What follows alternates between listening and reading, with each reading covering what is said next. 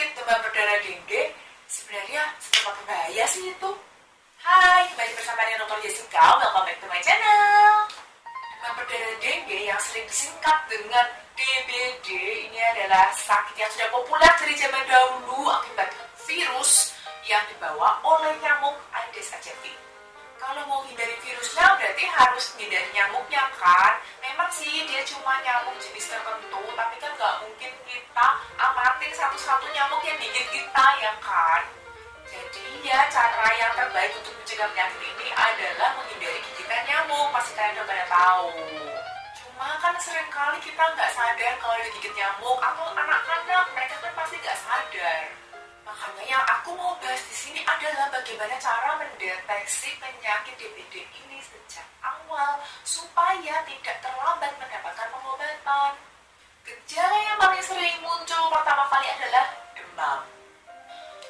Ya, batuk pilek juga demam. Terus gimana cara bedainnya? Teori bilang sih demamnya DBD itu terus-menerus tinggi, dikasih minum obat, turun bentar naik lagi. Tapi infeksi lain juga bisa kok demamnya tinggi terus. Apalagi kalau nggak diobatin, ya pasti demamnya tinggi terus ya nggak? Tapi yang khas dari demam dengue ini adalah demamnya tiba-tiba turun. Umumnya sih pada hari ke-4 sampai ke-7. Jadi misalnya nih, anak sudah 5 hari demamnya, dikasih minum obat, turun bentar, naik lagi. Tapi pada hari ke-6 tiba-tiba demamnya itu turun. Orang tuanya kan mikir, wah ini sudah sembuh. Tunggu dulu, justru itu adalah masa kritis. Yang ditakutkan dari DBD ini adalah kekurangan cairan. Sementara anak-anak itu gampang banget dehidrasi. Makanya kalau mereka sampai kekurangan cairan, itu meninggalnya cepat loh. Sebenarnya virus DBD ini merusak dinding pembuluh darah, sehingga darahnya itu bocor. Makanya namanya demam berdarah. Fase kritis tadi adalah masa di mana pembuluh darahnya itu bocor parah-parahnya. Dan orang tuanya seringkali nggak sadar. Mereka pikir demamnya udah turun nih, udah sembuh.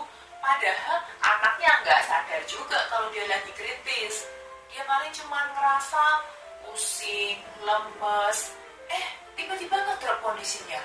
Dan karena anak itu gampang banget jadi dehidrasi ketika dia kekurangan cairan, ketika dia ngedrop tadi darahnya bocor, hati-hati banget kalau sampai telah dibawa ke rumah sakit itu bisa meninggal.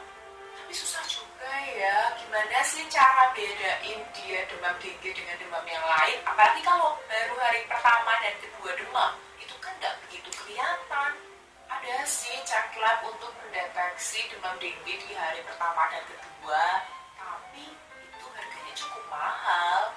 Kalau baru demam hari pertama atau kedua, biasanya sih memang cuma dikasih obat penurun panas aja. Tapi kalau sudah 3 hari diobatin nggak sembuh-sembuh, biasanya disuruh cek darah. Kalau cek darah yang rutin ini nggak mahal, karena kan kita melihat tanda-tanda DBD-nya, bukan mendeteksi virusnya. Salah satu tanda awal DBD adalah trombositnya turun. Kalau trombositnya turun, pasti disuruh infus dan disuruh opnam di rumah sakit. Biar jangan sampai kekurangan cairan pada saat masa kritis. Makanya para orang tua harus berhati-hati ketika anak itu demamnya tiba-tiba turun pada hari ke-4 sampai ke-7, atau bisa juga hari ke-3 sampai ke-5. Kalau anaknya masih lemas, jangan dikira sembuh. Bawa ke dokter, periksa darah.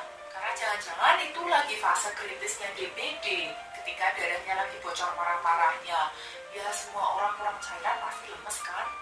Apalagi kalau ada tanda perdarahan seperti mimisan, muntah darah, BAB-nya hitam, bintik merah di kulitnya banyak.